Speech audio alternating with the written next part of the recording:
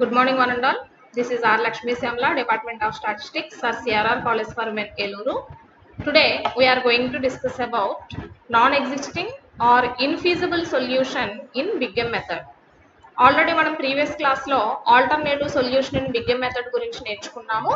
And అలాగే another feasible solution అనేది exist అయ్యే బిగ్ ఎమ్ మెథడ్లో ఇంకొక అనదర్ ప్రొసీజర్ ఏంటంటే non existing or infeasible solution.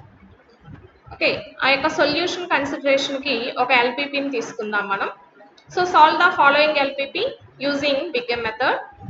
Maximum z equal to 3x1 plus 2x2 subject to the constraints 2x1 plus x2 less than or equal to 2, 3x1 plus 4x2 greater than or equal to 12 and x1 comma x2 greater than or equal to 0. Okay, ఇక్కడ ఒక ఎల్పిపిని consider చేయడం జరిగింది. దీన్ని మనల్ని big M మెథడ్లో solve చేయమంటున్నారు. So solution చూసినట్లయితే first step మనం చేసేది జనరల్ ఎల్పిపిని స్టాండర్డ్ ఫార్మ్ ఆఫ్ ఎల్పిపిలోకి కన్వర్ట్ చేయడం జరుగుతుంది. సో దానికోసం మనం తీసుకునే స్టెప్స్ ఏంటంటే మనకి ఇచ్చిన ఆబ్జెక్టివ్ ఫంక్షన్ అనేది మ్యాక్సిమైజేషన్ కండిషన్లో ఉండాలి. So maximum z equal to 3x1 plus 2x2. Next subject the కన్స్ట్రైంట్స్లో ఉన్న ఇన్ఈక్వేషన్స్ని ఈక్వేషన్లోకి కన్వర్ట్ చేసుకోవాలి. Less than or equal to condition ఉంటే కనుక స్లాక్ వేరియబుల్ని యాడ్ చేయడం జరుగుతుంది.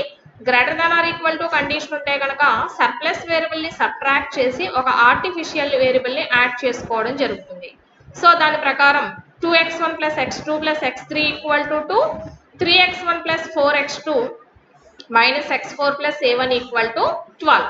మనం ఇక్కడ ఏవైతే నెంబర్ ఆఫ్ వేరియబుల్స్ని యాడ్ చేస్తున్నామో వాటిని 0 యొక్క కాస్ట్ కోఎఫిషియంట్స్ తోటి ఆబ్జెక్టివ్ ఫంక్షన్లో కూడా యాడ్ చేసుకోవడం జరుగుతుంది. Okay, where x1 comma x2 greater than or equal to 0, x3 is slack variable, x4 is surplus variable and a1 is constant or artificial variable. Okay, next step వచ్చేసరికి ఈ యొక్క standard form of ఎల్పిపిని matrix నొటేషన్లోకి మనం convert చేసుకోవడం జరుగుతుంది. That is the form of AX is equal to B. ఇక్కడ first A అనే మ్యాట్రిక్స్ అనేది మనం తీసుకున్న నెంబర్ ఆఫ్ వేరియబుల్స్ యొక్క కోఎఫిషియంట్ వాల్యూస్ని మనకి రిప్రజెంట్ చేస్తుంది. సో మనకి ఇక్కడ ఉన్న number of variables x1, x2, x3, x4 and a1.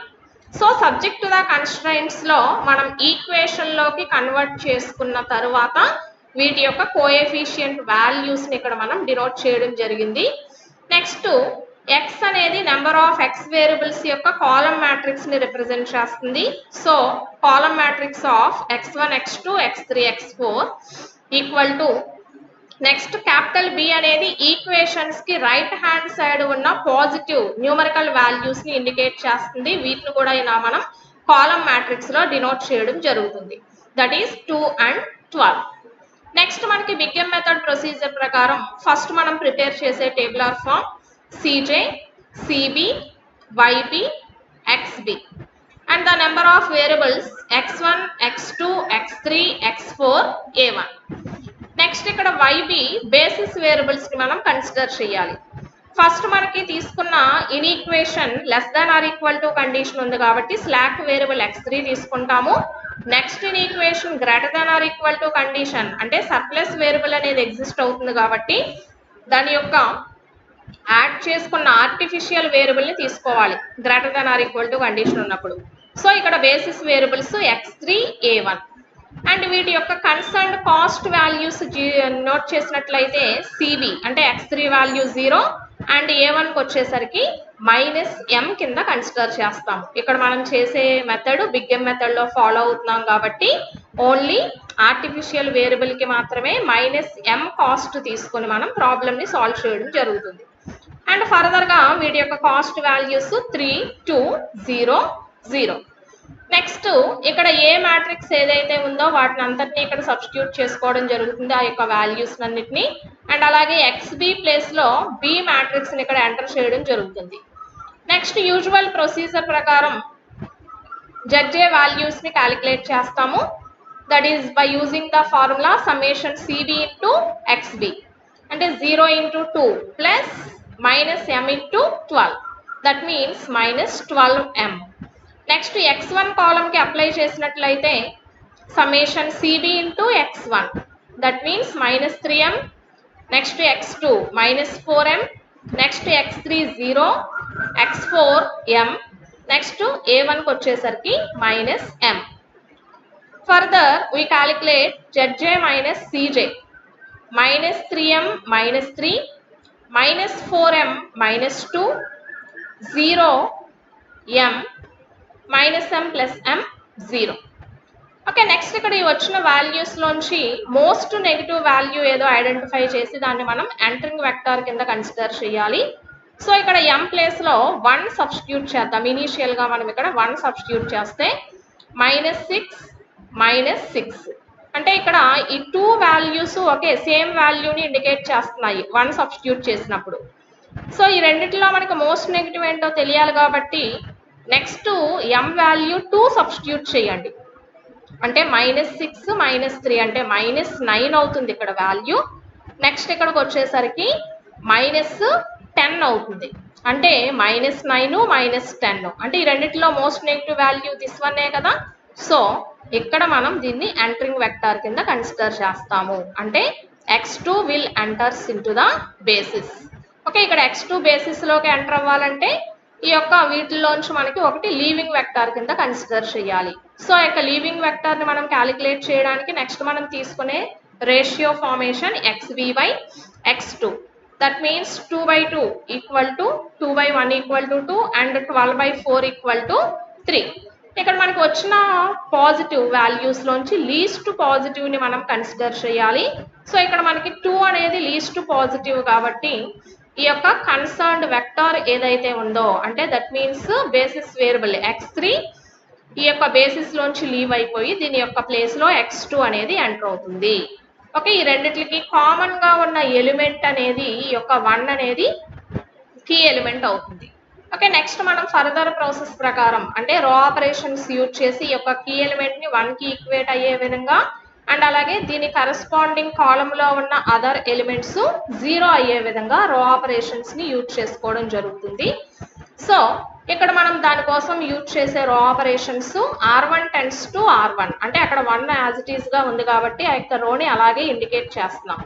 Next r2 tends to అక్కడ 4 ఉంది కాబట్టి వాల్యూ 0 అవ్వాలంటే r2 - 4r1. Okay, next further గా వచ్చే tabular form cj cb yb xb. ఇక్కడ మనకి లాస్ట్ ప్రీవియస్ టేబుల్లో x3 ఉంది అంటే x3 లీవ్ అయిపోయి దీని ప్లేస్ లో x2 ని ఎంటర్ చేసుకున్నాము. a1 అనే ఆర్టిఫిషియల్ వేరియబుల్ ఇక్కడ యాజ్ ఇట్ ఈస్ గా అలాగే ఉంది. నెక్స్ట్ ఇక్కడ x2 వచ్చింది కాబట్టి దీని కరెస్పాండింగ్ కాస్ట్ వాల్యూ 2ని ఇక్కడ ఎంటర్ చేసుకోవడం జరిగింది. సో ఇక్కడ x2 యొక్క కాస్ట్ వాల్యూ 2 ఉంది కాబట్టి ఇక్కడ 2ని ఇండికేట్ చేసాము. a1 ఆర్టిఫిషియల్ వేరియబుల్ కి యాజ్ యూజువల్ గా -m ని రిప్రజెంట్ చేయడం జరుగుతుంది. ఓకే, నెక్స్ట్ వీటి యొక్క cj అంటే ఈ యొక్క కన్సర్న్డ్ కాస్ట్ వాల్యూస్ అన్ని 3 2 0 0 a1 కి -m. Next first row as it is గా అలాగే నోట్ చేసుకుంటున్నాము. నెక్స్ట్ సెకండ్ రోకి వచ్చేసరికి r2 -4r1. r2 అంటే ప్రీవియస్ టేబులర్ ఫామ్ లో ఉన్న సెకండ్ రో రిప్రజెంటేషన్. ఈ యొక్క వాల్యూస్ లోంచి ఈ యొక్క 4r1 ఈ ఫస్ట్ రో యొక్క r1 వాల్యూస్ ని 4 తోటి మల్టిప్లై చేసి సబ్ట్రాక్ట్ చేయాలి. సో ఆ ప్రొసీజర్ ద్వారా నాకు వచ్చిన వాల్యూస్ 4 -5 0 -4 -1 1. నెక్స్ట్ zj క్యాలిక్యులేట్ చేస్తున్నాము by using the formula summation cb into xb. 2 into 2 4 -4m. So 4 -4m. Next 2 + 5m. Next 2 + 4m. Next m. Next ఇక్కడికి వచ్చేసరికి -m. నెక్స్ట్ మనం క్యాలిక్యులేట్ చేయాల్సింది zj - cj అంటే 2 + 5m - 3 అంటే దట్ మీన్స్ 5m - 1 2 - 2 0 2 + 4m - 0 అంటే 2 + 4m m - 0 m -m minus into minus plus అవుతుంది +m అంటే 0. Okay, next మనం నెక్స్ట్ ప్రొసీజర్ ఫర్దర్ ప్రొసీజర్ ప్రకారం మనం ఇక్కడ చేయాల్సిన స్టెప్ ఏంటంటే ఈ యొక్క zj - cj వాల్యూస్ అన్నీ కూడా మనకి పాజిటివ్స్ వచ్చినాయి. ఓకే, అంటే మోస్ట్ నెగిటివ్ వాల్యూ ఉంటే దాని ద్వారా ఎంటరింగ్ వెక్టర్ ఏంటో క్యాలిక్యులేట్ ఇండికేట్ చేస్తాము, దాని నుంచి ఫర్దర్గా లీవింగ్ వెక్టర్ని ప్రొసీడ్ అవుతాము. బట్ ఇక్కడ మీరు అబ్జర్వ్ చేసినట్లయితే జెడ్జే మైనస్ సీజే వాల్యూస్ అన్నీ కూడా పాజిటివ్స్లోనే ఉన్నాయి. అంటే వీటిలో మనం ఎక్కడ మోస్ట్ నెగిటివ్ వాల్యూ క్యాలిక్యులేట్ చేయడానికి పాసిబిలిటీ లేదు, అవునా? బట్ అయితే ఇక్కడ మనకి యొక్క ఆర్టిఫిషియల్ వేరియబుల్ అనేది బేసిస్లోనే ఉండిపోయింది. అంటే యాక్చువల్గా మనకి బిగ్ ఎం మెథడ్కి ఆప్టిమమ్ సొల్యూషన్ అనేది అక్కర్ అవ్వాలి అంటే కనుక ఫైనల్ ప్రొసీజర్ ఏంటంటే ఈ యొక్క ఆర్టిఫిషియల్ వేరియబుల్ అనేది మనకి బేసిస్లోంచి లీవ్ అయిపోయి మిగిలిన ఒరిజినల్ వేరియబుల్స్లో ఇక్కడ ఎంటర్ అయితేనే మనకి ఆప్టిమమ్ సొల్యూషన్ అనేది వస్తుంది. ఓకే, ఇంతకుముందు మనం previous class big M method algorithm చెప్పుకున్నప్పుడు కూడా అక్కడ మనం చెప్పుకున్నాము. ఓకే, ఎప్పుడు వానిష్ అవుతుంది బిగ్ ఎం మెథడ్ అనేది. సో దాని ప్రకారం ఇక్కడ చూడండి, hence the coefficient of m in each zj minus cj is non-negative and an artificial vector appears in the basis not at the zero level. Okay, ఇక్కడ ఏమంటున్నారమ్మా, ఇక్కడ జెడ్జే minus CJ values అన్నీ పాజిటివ్లో ఉన్నాయి. But ఇక్కడ artificial variable అనేది బేసిస్లోనే ఉండిపోయింది. బేసిస్లో కూడా with value ఎంత ఉంది, -m ఇండికేషన్ తోటే ఉంది. అంటే జీరో లెవెల్లో కూడా లేదనమాట దీని యొక్క వాల్యూ మనకి. సో ఇలాంటి సొల్యూషన్ని మనం ఏమంటామంటే, thus the given LPP does not possess any feasible solution or non-existing solution. అంటే మనకి ఆర్టిఫిషియల్ వేరియబుల్ అనేది బేసిస్లోనే ఉండిపోయి, ఓకే, వీటి యొక్క జెడ్జే మైనస్ సీజే వాల్యూస్ అన్నీ కూడా పాజిటివ్ వాల్యూస్ తోటి ఇక్కడ అసైన్ అయి ఉంటే గనక దాన్ని ఇక్కడ మనం ఏం చెప్తున్నాము, it is a indication of infeasible solution or non-existing solution అని చెప్తున్నాము. So this is the procedure of non-existing solution in Big M method. Okay, thank you.